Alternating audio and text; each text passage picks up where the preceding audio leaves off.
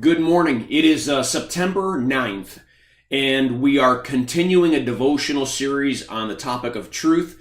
And today our verse comes from John chapter 1, verse 14.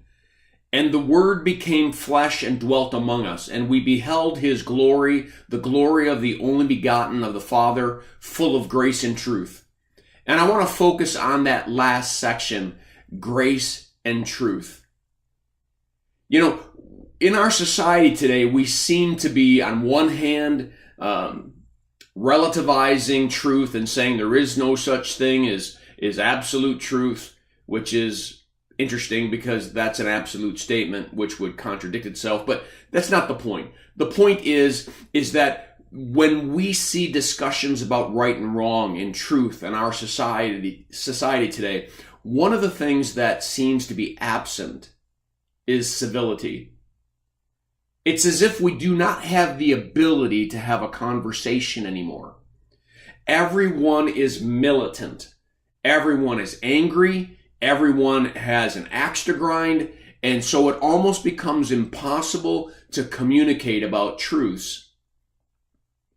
And in a society that's trying to seek tolerance, we're actually the most intolerant.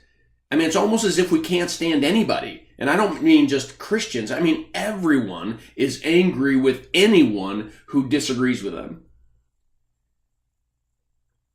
But Christians need to hear this message.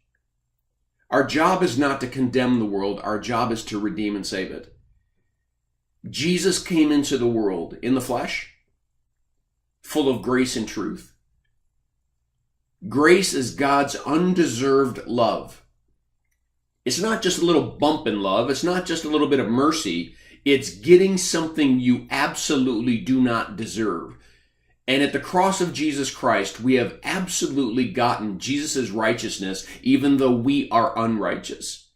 He took our unrighteousness upon himself and made us righteous by dying on a cross and rising again.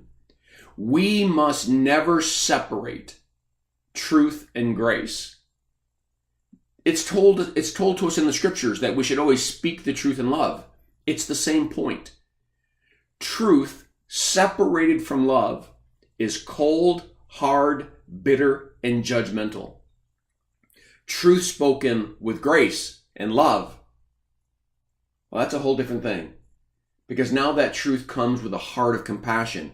It comes not to judge, but to persuade. It comes to convince. It comes to get someone to see something from a certain perspective. It comes from a heart that really wants and yearns for the other heart to have what God has to offer.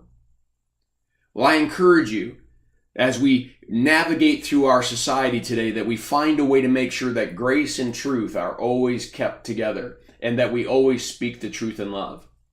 I encourage you to read the devotion that is attached, and I pray that you have a firmly rooted day.